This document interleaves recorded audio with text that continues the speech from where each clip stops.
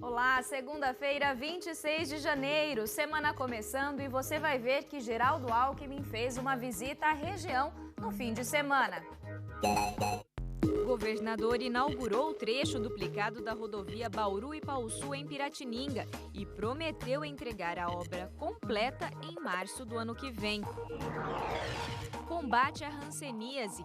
Saber reconhecer os sintomas e procurar tratamento é fundamental para a cura da doença.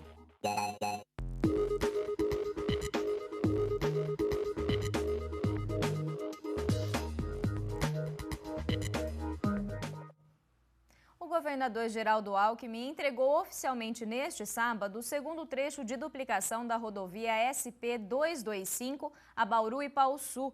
Ao todo, são 13 quilômetros que cortam a cidade de Piratininga. Alckmin também se comprometeu a duplicar o restante da rodovia até março do ano que vem. A duplicação deste segundo trecho inclui a construção de 3 dispositivos de acesso e retorno. A rodovia agora está duplicada também da ponte sobre o Rio Batalha até o quilômetro 256, passando pelo antigo trevo na entrada de Piratininga. A nova pista tem 2 faixas em cada sentido: acostamento, captação de água de chuva e canteiro central. O trecho é operado pela concessionária CART, que investiu 63 milhões de reais nesta etapa. O governador acredita que as melhorias atraiam novos investimentos privados para a região de Piratininga e Bauru. Isso vai trazer mais segurança para quem se utiliza da rodovia, evitar acidentes e, ao mesmo tempo, desenvolvimento. Empresas vindo para cá, gerando emprego, crescimento, oportunidade para a nossa população. Vários empreendimentos queriam poder ser realizados aqui ao longo da rodovia e tudo isso foi possibilitado agora com a duplicação. Então, grandes condomínios estão saindo, é um retorno maior de IPTU, de ICMS para a cidade e, ao mesmo tempo, mais segurança. Então, a gente acredita que com isso muitas vidas serão aí preservadas com essa obra. A SP-225 dá acesso ao oeste do estado e ao norte do Paraná. Segundo o governador, até março de 2016 será duplicado o trecho da SP-225 até o entroncamento com a rodovia Castelo Branco. As duplicações estão previstas no contrato de concessão. Em sua visita a Piratininga, o governador Geraldo Alckmin também falou sobre outros temas importantes, inclusive a crise hídrica vivida pelo estado de São Paulo e os planos do governo nesta área em investimentos. Esta semana agora que entra, vamos inaugurar mais uma obra de engenharia, mais 0,5 metro cúbico por segundo de água no Alto Tietê, do rio Guaratuba, para os reservatórios, para o reservatório de Itaiaspeba, lá no Alto Tietê. Na região metropolitana de São Paulo, há uma tarifa de contingência em relação, o que nós queremos? Que se mantenha a média de consumo. A tarifa de contingência é só na região metropolitana de São Paulo. No interior ela não existe e nem se pretende implantar.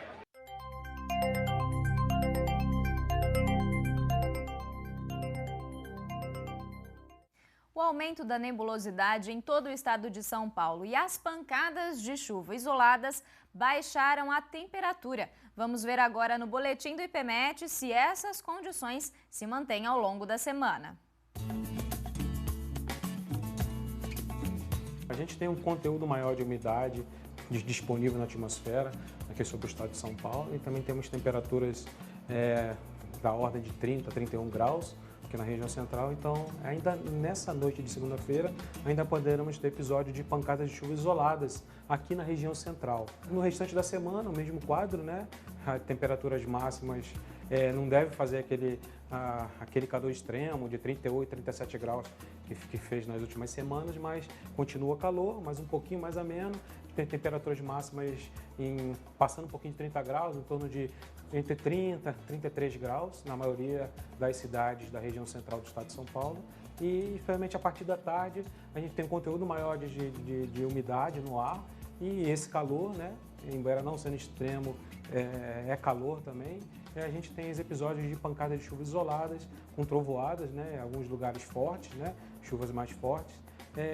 no decorrer da semana, principalmente nas horas mais quentes do dia, ou seja, a partir do período da tarde até o iniciozinho da noite é a hora preferencial, né, que costumam ocorrer essas chuvas mais intensas. Céu com nuvens em todo o estado de São Paulo, o que favorece a ocorrência de chuvas, principalmente no fim do dia. Neste momento já chove nas regiões leste e oeste do estado. Em Bauru não há previsão de chuva para hoje, mas o tempo segue instável. Neste momento a umidade do ar está em 50%. A velocidade dos ventos é de 6 km por hora. A mínima registrada na manhã de hoje foi de 19 graus. Já a máxima chegou aos 31. Para esta terça-feira são esperadas mínima de 22 e máxima de 30 graus. Nesta quarta-feira será realizada na Unesp em Bauru uma palestra com o tema Transtornar o Olhar, o mês da visibilidade trans. O evento, que começa às 7 da noite no auditório da Faculdade de Engenharia, tem o objetivo de discutir a transexualidade na família, no mercado de trabalho e na mídia. A atividade é gratuita e não é necessário fazer inscrições para participar. Dúvidas podem ser encaminhadas para o e-mail do evento. No próximo bloco, o nosso assunto é hanseníase. Neste domingo foi o Dia Mundial de Combate à Doença. Você vai conhecer os sintomas e como é feito o tratamento. Não saia daí, a gente volta já já.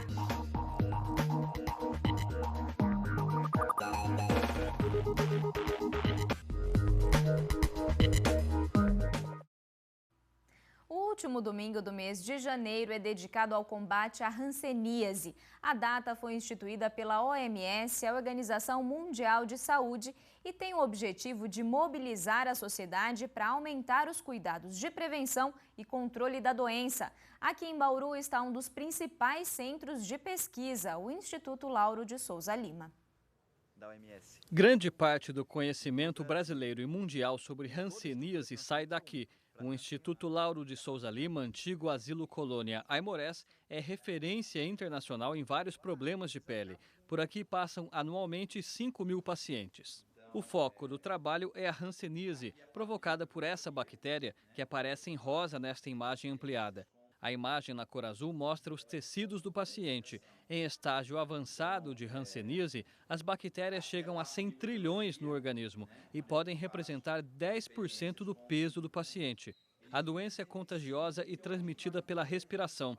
A probabilidade de contágio é maior para quem vive em ambientes fechados, sem ventilação, durante muitos anos, na convivência com pessoas contaminadas. No entanto, os estudos atestam que a simples aproximação entre pessoas não significa transmissão da hanseníase. As pessoas devem estar atentas a sinais como perda da sensibilidade de partes da pele, formigamento nos pés e obstrução nasal.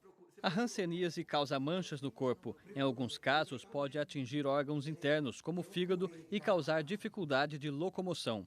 Alfredo está em tratamento no Lauro de Souza Lima, para onde voltou em janeiro, depois de passar mal nas festas de final de ano. Eu não estava comendo, estava habilitado, tinha mais de um mês que eu não dormia, com coceira.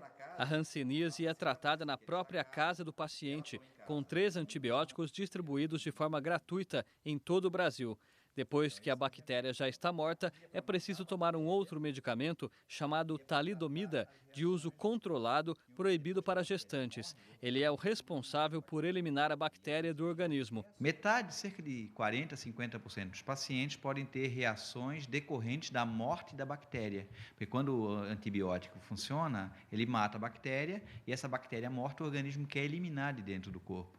Aí é que pode dar febre, dor nos nervos, febre alta, as manchas na pele ficam mais vermelhas, né? Pode inchar a mão, inchar o pé. Os casos de hanseníase caíram 68% no Brasil nos últimos 10 anos. A taxa de cura subiu de 69% para 84%. Mas o número de casos ainda é preocupante. Foram mais de 24.000 no ano de 2014.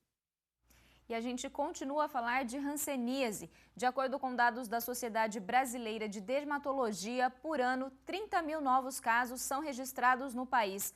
Para o chefe do setor de hanseníase do Instituto Lauro de Souza Lima, são diversos os fatores que contribuem para esse cenário, entre eles a deficiência na formação dos profissionais de saúde. Nos estados de São Paulo e do Paraná, Santa Catarina, Rio Grande do Sul, a formação ainda é muito precária em relação à hanseníase. O primeiro problema é que assim, há menos detecção e pelo fato de que a gente não vê hanseníase na faculdade, né, você não pensa no diagnóstico. A segunda coisa é que é apregoado que no Sul não tem mais hanseníase, que é uma doença do passado, que é uma doença que tem só na Bíblia. Mesmo dentre as residências em dermatologia, para você ter uma ideia, tem 21 serviços de dermatologia credenciados no estado de São Paulo. Desses 21 serviços, só 8 têm ambulatórios específicos de hanseníase. Então, mesmo os dermatologistas formados no estado de São Paulo, a maioria não sabe o que é hanseníase. Não sabe por quê? Porque não aprendeu a fazer o diagnóstico. Não há interesse da maior parte dos dermatologistas em aprender uma doença que afeta em 70% das vezes pessoas humildes, pessoas pobres. 70% dos pacientes com hanseníase têm menos de 8 anos de escolaridade e com 2 salários mínimos de renda familiar para uma média de 4 pessoas por cômodo. Então, tem que ser um profissional vocacionado, que goste de saúde pública para trabalhar com hanseníase. Qual seria a saída? Ensinar nas faculdades de medicina, de enfermagem, né, de bioquímica, biomedicina, o que é hanseníase. Tinha que ser feito isso, tinha que ser esse esforço. Só que não há, por conta do Ministério da Saúde, há o interesse, mas por conta do Ministério da Educação e Cultura, não há uma vontade, a falta de vontade política de combater a doença. É uma doença que a gente chama de negligenciada. A partir de 1990, hanseníase foi considerada uma doença curável. Muita gente tomou o remédio e ficou curada. E realmente a hanseníase é uma doença curável. Hoje a gente sabe que ela é curável. O grande problema é que ainda temos uma alta rotatividade de profissionais, principalmente no sistema público de saúde. O profissional que você treina hoje, amanhã ele já não está mais na hanseníase. Ele é desviado para outras doenças. Então o que acontece? Há uma falta de continuidade. O paciente é tratado, mas a sua família que está infectada, seja o pai desse paciente, a mãe desse paciente que passou a doença para ele, o avô desse paciente, a avó às vezes também, seja o filho desse paciente que já está doente e já passou. Se você não quebrar a cadeia de transmissão, se você não tratar todo mundo que está doente, você não consegue curar ninguém. A hanseníase é curável, mas você tem que tratar todo mundo que está doente ao mesmo tempo. A hanseníase deve ser vista como um problema da família inteira, não de um único indivíduo. Por isso que o Ministério da Saúde, desde 2001, colocou a hanseníase dentro do Programa de Saúde da Família. Não adianta o paciente ir para uma referência, ele tratar sozinho. Desde 1990, o tratamento é exatamente o mesmo. Por quê? Porque funciona. É seguro, eficaz, mulher grávida pode tomar, criança pode tomar, idoso pode tomar. É um tratamento barato, que é gratuito, dado pela OMS, é um tratamento disponível em qualquer unidade de saúde e é um tratamento eficaz, tem mais de 90% de cura. O Ministério da Saúde, nos últimos 5 anos, tem se preocupado, enviado recursos até para os municípios. E o grande problema é que existe um entrave. O município que recebe o recurso, ele é muito amarrado naquele recurso. Por exemplo, eu fui fazer um treinamento lá no Mato Grosso, eu teria que, para eu conseguir receber o recurso que o Ministério da Saúde tinha repassado para esse município, eu teria que ter CNPJ e teria que conseguir mais 2 firmas com CNPJ para fazer uma licitação para poder fazer o curso. Então, quer dizer, fica impossibilitado. Não é que há falta de dinheiro para isso, é que o próprio sistema público ele amarra de tal forma que você não consegue gastar o recurso para o qual é destinado. O Instituto Lauro de Souza Lima é um oásis, a gente até brinca, né? É um oásis de conhecimento no meio de uma área do país, como a região sudeste, a região sul, de falta muito grande de profissionais que saibam manusear e tratar a doença. Então, muitos pacientes nós conseguimos trazer para cá, fazer os estudos de resistência medicamentosa, hoje já está aparecendo, não é uma coisa muito grande, como é o caso da tuberculose, mas já tem casos de resistência medicamentosa. Nós temos vários casos aqui, né? Mas o tratamento clássico, que é a poliquimioterapia, ainda cura mais de 90% dos pacientes. A gente tem casos de resistência, mas ainda são casos muito pontuais. Depois do intervalo, você vai ver que a gestação é um período de dúvidas para as mamães de primeira viagem. Um grupo aqui de Bauru decidiu se reunir para trocar experiências e tornar essa fase mais prazerosa. Fique ligado, voltamos já!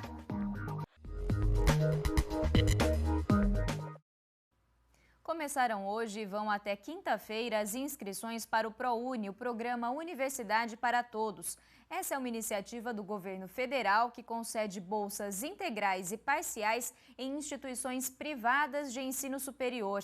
Para se inscrever no processo seletivo, é preciso ter feito a prova do Enem de 2014, ter obtido média de no mínimo 450 pontos no exame e não ter zerado a redação.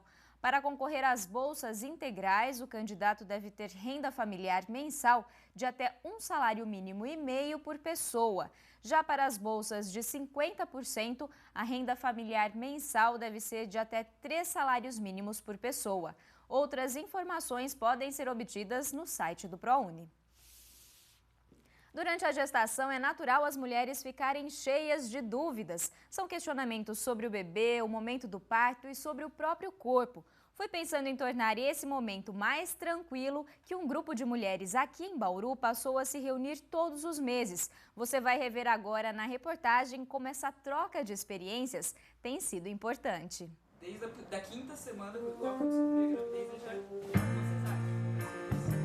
Miriam, Elza, Helena, cada uma dessas mulheres tem uma história diferente.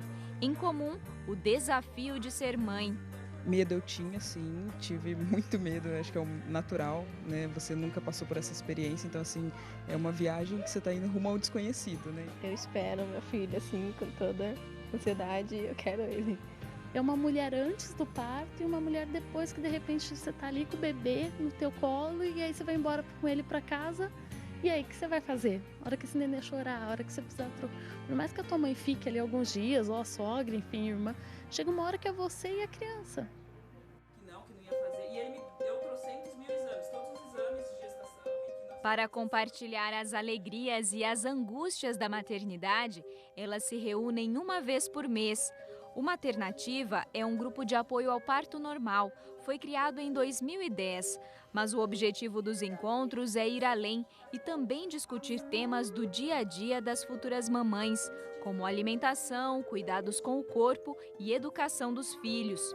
A gente sempre traz temas específicos e a gente conversa, uma roda de bate-papo mesmo. Então, com as experiências das outras, a gente pode ir elaborando melhor a nossa vivência, né? Então, a experiência da outra muitas vezes vai ser boa para mim e a gente vai, com essa troca, conquistando, construindo a nossa caminhada, né? Enquanto mãe, enquanto gestante.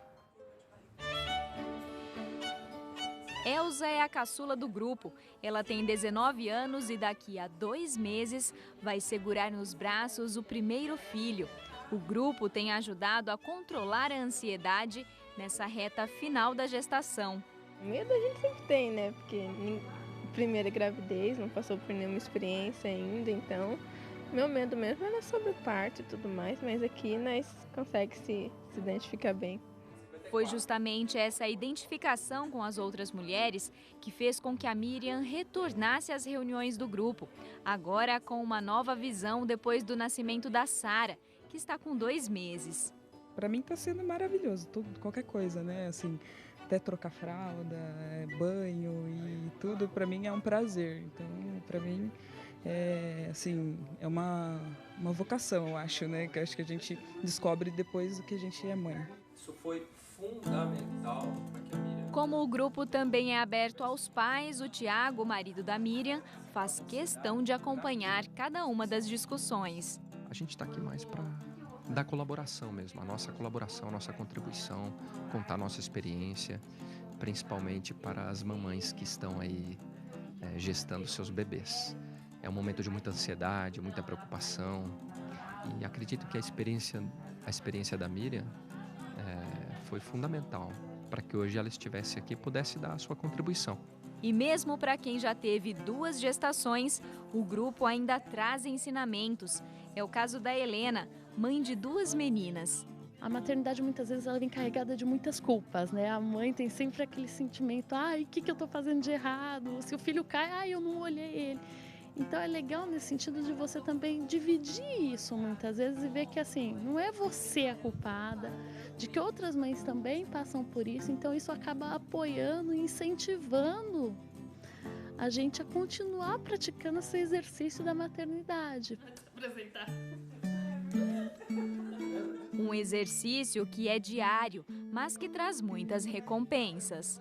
Eu acho que é a melhor parcela, assim, da minha vida. Se a gente pudesse dividir a mulher em partes, eu diria que, assim, minhas maiores alegrias, assim, os maiores sustos, os medos que eu passei foi ao lado das minhas filhas, mas é muito gratificante. Então eu vejo que, assim, é o meu melhor lado, assim, hoje não consigo me imaginar sem as minhas Marias, assim. É realmente uma experiência incrível, é um amor incondicional, assim, é você, assim, colocar, não pensar mais em você. Realmente é você, assim, é um amor que não dá para explicar. Mudou totalmente minha visão de mãe, né? Acho que depois que a gente se torna mãe, a gente fica mais sensível, a gente valoriza mais a nossa mãe, né? E as pessoas que te geraram. A gente deve muito à nossa mãe quando a gente passa por um processo de gestação. Com acolhimento, né, com amor, a gente pode entender um pouco mais o papel da gente como mãe e da nossa mãe. Eu acho que as mães merecem muito respeito, né, o nosso carinho, o nosso amor.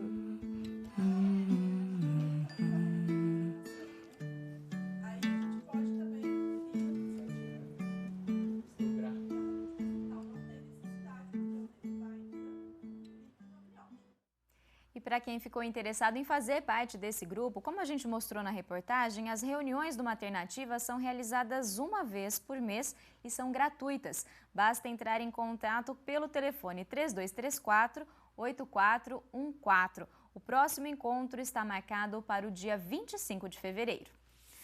Por hoje é só, eu volto a te encontrar amanhã ao vivo às 5h30 da tarde.